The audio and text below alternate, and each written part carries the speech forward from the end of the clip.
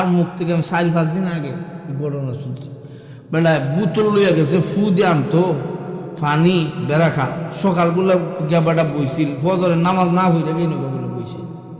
আমি বললাম নমাজ পড়ছিল নি? কয় না নমাজ করছে, পানি ফুলিয়ে নমাজ লাগবো।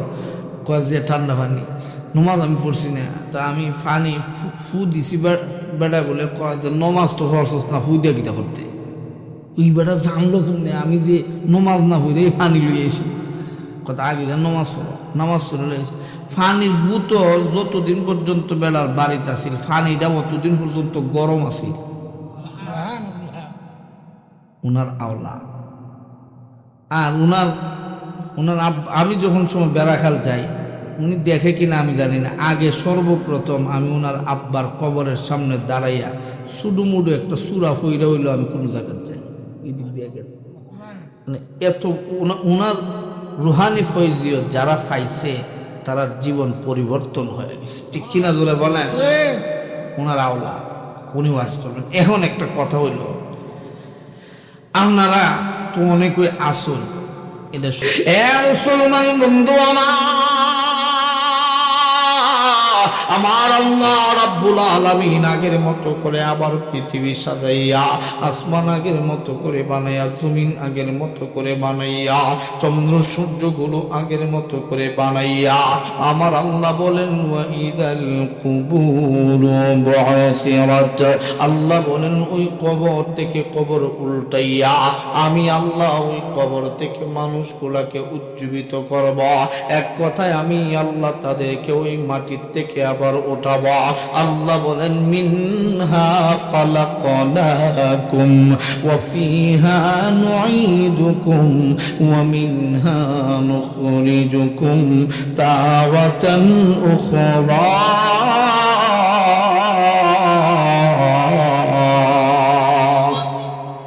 আমার আল্লাহ আগের মতো করে মানুষগুলাকে মাটিতে মিশিয়ে দিছিলেন, ধ্বংস করে দিছিলেন।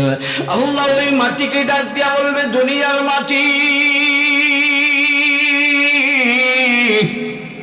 আমার বান্দাকে কোথায় লুকায় রাখছিস, তাড়াতাড়ি করে বাহির করে দেয়।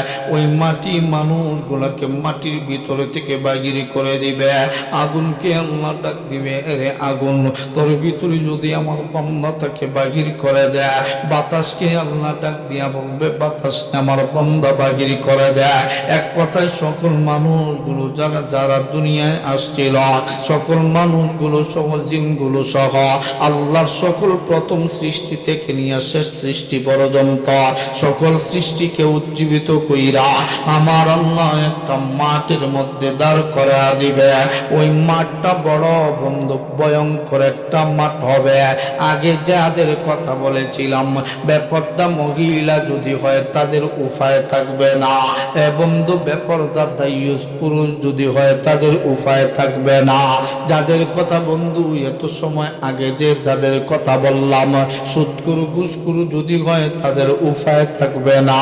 আল্লাহর পয়গম্বর নবীজি বলেন ওই দিন মানুষগুলো 50,000 বছর সম পরিমাণ সময় মানুষগুলো হাসরের ময়দানে দাঁড়ায় থাকতে হবে। ওই দিনটা বড় ভয়ঙ্কর একটা দিন হবে। আল্লাহর পয়গম্বর আমার নবীজি বলেন মানুষগুলাকে আমার আল্লাহ উঠাইয়া হাসরের ময়দানে দাঁড় করাইয়া আমার আল্লাহ ওই দুনিয়ার মানুষগুলারে ডাক দিবে, এ দুনিয়ার মানুষগুলো বলো বলো আজকের দিনের রাজত্বের মালিক কে? হে বন্ধু, কার এত বড় সাহস হবে আবার আল্লাহর সামনে কথা বলে? ওই দিন সমস্ত নবী সমস্ত রসুলগণ পর্যন্ত নফসি নফসি নফসি করে করে কান্না করতে থাকবে। ওই দিন কোন মানুষের বন্ধু কথার পাওয়ার চলবে না, চলবে না। আল্লাহর পয়গম্বর নবীজি বলেন ও আমার সাহাবীরা, ওই দিন সকল মানুষগুলো উলঙ্গ হইয়া হাসরের ময়দানে উঠবে। কিন্তু ওই দিন সকল মানুষগুলো যে উলঙ্গ হইয়া উঠবে, মানুষগুলা কেমন করে দাঁড়াবে জানেননি? এক পা পরিমাণ জায়গা শুধুমাত্র দাঁড়াবার জন্য জন্য পাবে, এর চাইতে বেশি বন্ধু জায়গা পাবে না। মানুষগুলা উলঙ্গ হইয়া দাঁড়াবে। আম্মা জালাই সাহাবার নবীজিরে ডাক দিয়া বলেন, ইয়া রাসূলুল্লাহ, ইয়া হাবিবাল্লাহ, মানুষগুলা যে গো নবীজি উলঙ্গ হইয়া দাঁড়াবে, মানুষগুলার কি গো নবীজি লজ্জা শরম করবে না?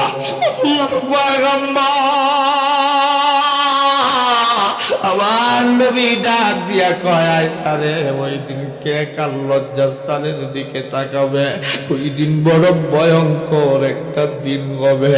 ওই দিন মা সন্তানকে চিনবে না এমন না, সন্তানকে চিনবে কিন্তু পরিচয় দিতে চাইবে না। আল্লাহ বলেন, ওয়া উম্মিহি ওয়া আবিহি ওয়া সাহিবাতিহি ওয়া বানি।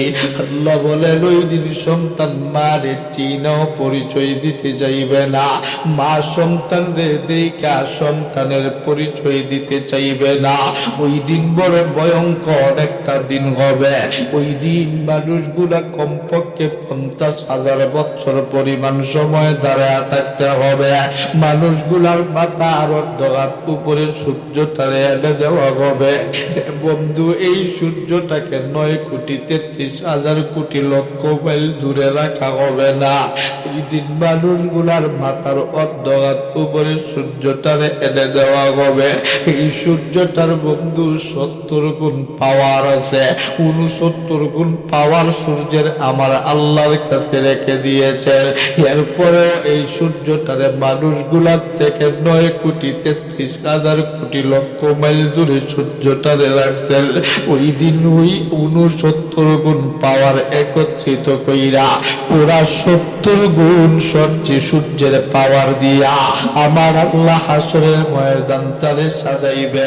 এই সূর্যটারে ওই দিন 9,33,000 কোটি লক্ষ মাইল দূরে সূর্যটা রাখা হবে না।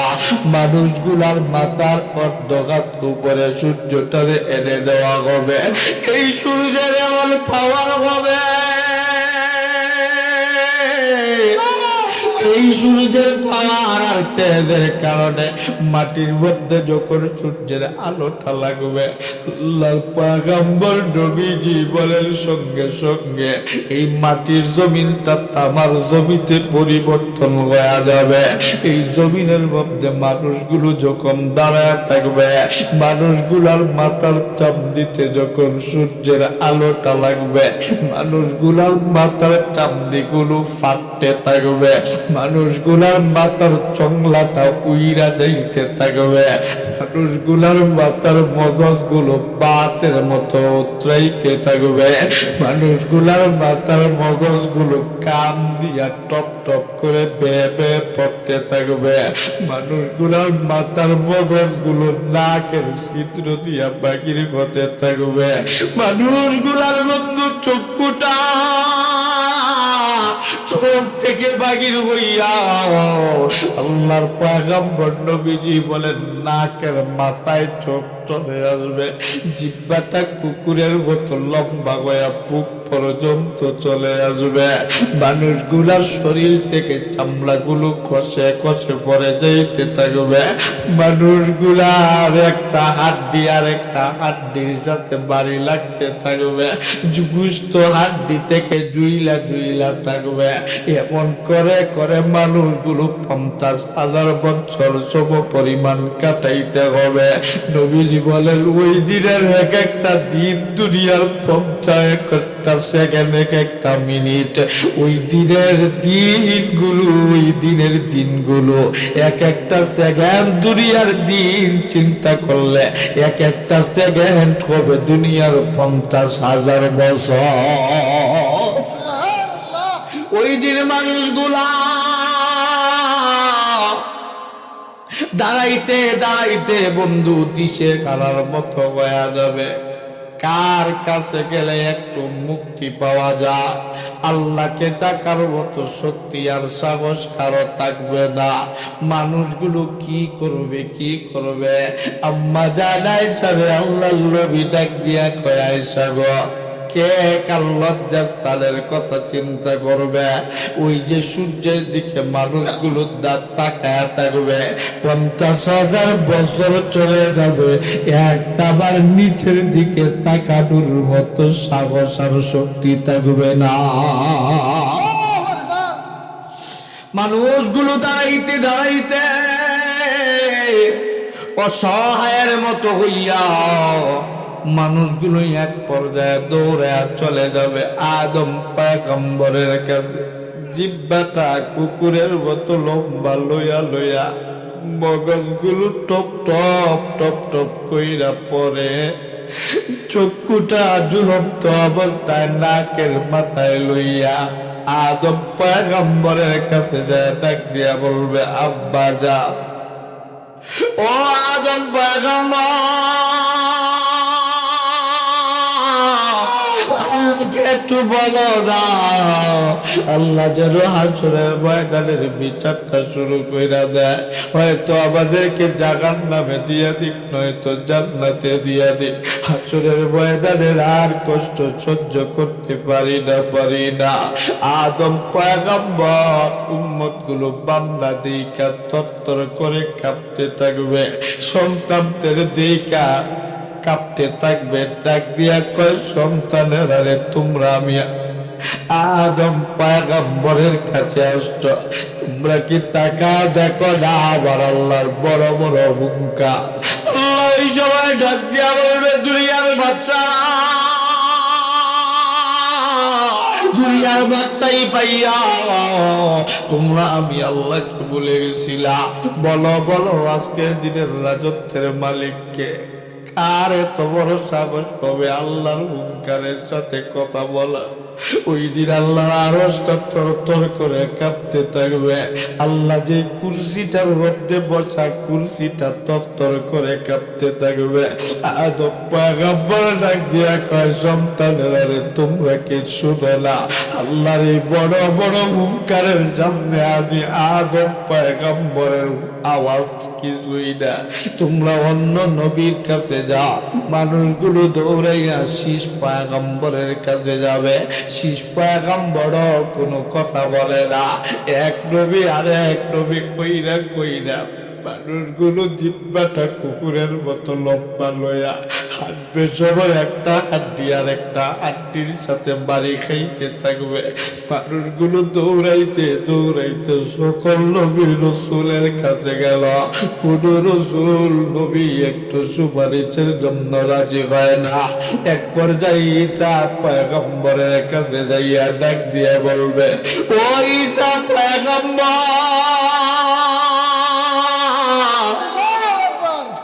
আল্লাহকে একটু বলো না, আল্লাহ যেন হাসরের ময়দানের বিচারটা শুরু কইরাছে।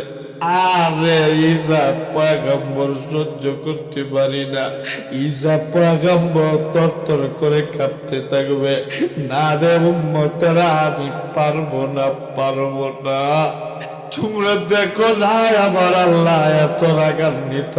আল্লাহর সামনে কথা বলার শক্তি আমি ঈসা পয়গম্বরের নাই, তবে একজন নবীর ঠিকানা আমি ঈসা পয়গম্বরের কাছে আছে, যার কাছে গেলে হয়তো আমার আল্লাহ কথাগুলো শুনতে পারে।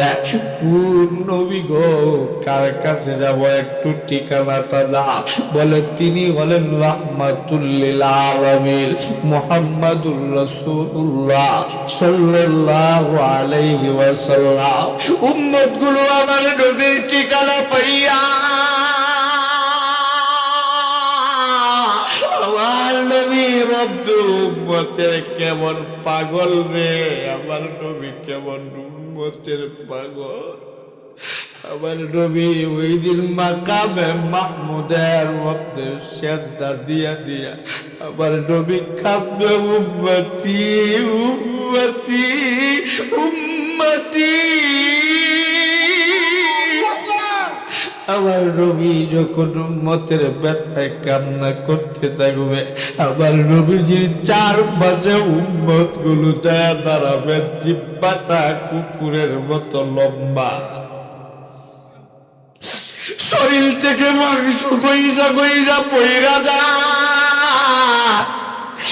আমার নবী সিজদা থেকে ওইটা আল্লাহর পয়গম্বর উম্মতের দিকে তাকাইয়া আবার নবী উম্মত চিনতে একটা সেকেন্ডের জন্য ভুল করবে না। উম্মত গুলো আবার নবীজিরে কিছু বলা লাগবে না। আল্লাহর নবী উম্মতের দিকে ডাক দিয়া বলবে, ও আমার মায়ার উম্মত,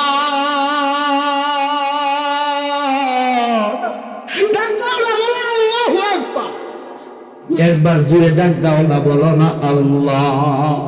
আবারও দুইটা হাত উঠে আর সবাই একটা আওয়াজ বন্ধ রাখবেন না, সবাই ডাক দাও, বলো আল্লাহ। আবার জুড়ে ডাক দাও, বলো আল্লাহ। সবার নবী কেমন নবী রে, তোমার নবীর উম্মতদেরকে চিনতে একটা সেকেন্ডের জন্য ভুল করবে না। উম্মত রে, তোদের এমন অবস্থা কেমনে বইল রে উম্মত, কেমনে বইল? উম্মত গুলো ডাক দিয়া কর, নবী গো আপনি আমাদেরকে চিনলেন কেমনে গো নবীজি? আল্লাহ নবী ডাক দিয়া কয়, উম্মত রে দেখ তাকায়া, আমি নবীর সামনের দাঁত গুলো আমি উহুদের ময়দানে তোদেরকে বাঁচানোর জন্য ফেলাইছি।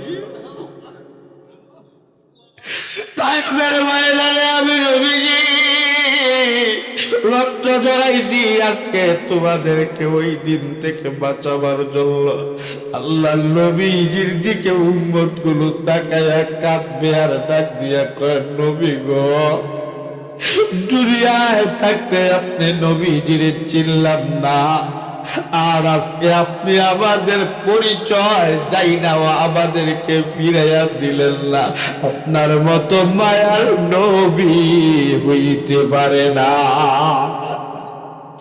আল্লাহর নবী ডাক দিয়া কই, মা আজকে তোমাদের এমন অবস্থা কেমনে হইল, কেমনে হইল? উম্মত গুলো ডাক দিয়া কয়, নবী গো হাসরের ময়দানে দাঁড়াইয়া গো নবীজি আমাদের এই অবস্থা হইছে। আল্লাহর পয়গম্বর নবী ডাক দিয়া কয়, এই জন্য তোমাদের এই অবস্থা হইছে। আমি নবীর কাছে কেন আসছ? বলে আল্লাহকে একটু বলো না, বলো না।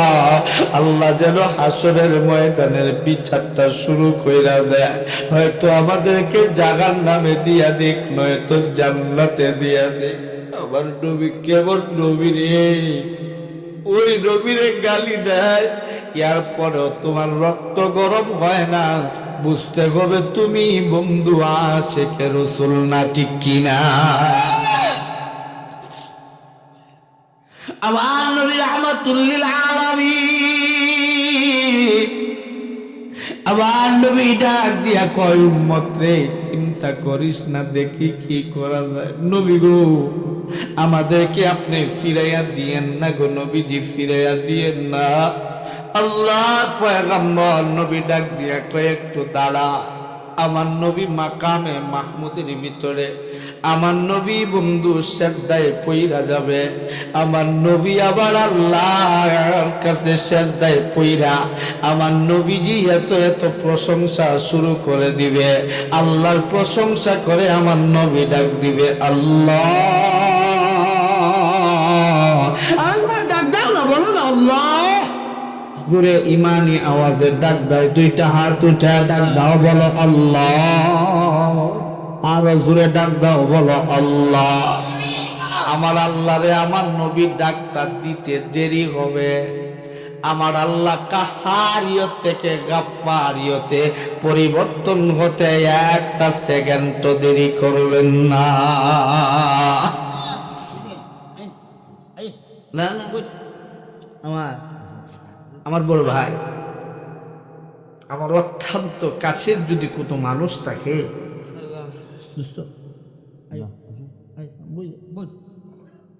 আমিও আমার এই যে